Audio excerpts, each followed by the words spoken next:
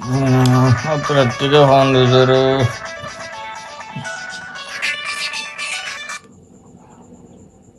আসসালামু আলাইকুম রহমতুল্লাহ। ওয়ালাইকুম আসসালাম। কেমন আছো বাবা? আলহামদুলিল্লাহ, আপনি কেমন আছেন? আলহামদুলিল্লাহ, আমি ভালো আছি। আপনি কি?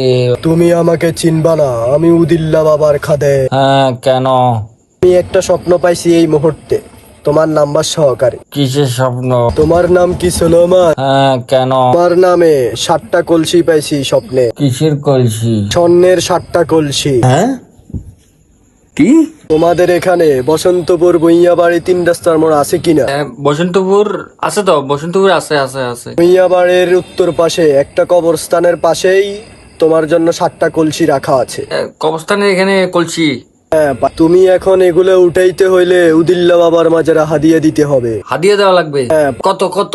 উদিল্লা বাবার মাজারে হাদিয়া দেয়া লাগে, গরু, মহিষ, ছাগল, তোমার যা মন চায়। আমি এখনই ভাড়া দিচ্ছি, 50,000 ভাড়া দিচ্ছি। আচ্ছা, তুমি আমার বিকাশে পাঠিয়ে দাও। হ্যাঁ, পাইছেননি পাইছেননি? হ্যাঁ, পাইছি। টাকা তো দিয়ে দিছি, এখন চাই। এটারও কিছু নিয়ম কারণ আছে। কি? এটার উপরে দেহদানবের ভর করা আছে। দেওদানবের বর করছে? হ্যাঁ, কি করতে হবে এখন? 7টা হুজুর লাগবে বাবা এগুলা উঠিয়ে আনতে। তাহলে হাদিয়া কত লাগবে? 8-10 হাজার টাকার মতো লাগবে। 8-10 হাজার টাকা খরচ হবে। এখনই বিকাশে ভাড়া দিচ্ছি, টাকা তো দিয়ে দিছি, এখন চাই। এখন তো রাত্রে 3টা বাজে, এখন সম্ভব না। আচ্ছা আচ্ছা আচ্ছা। শনিবার বা মঙ্গলবার। শনিবার মঙ্গলবার লাগবে? হ্যাঁ, পারে।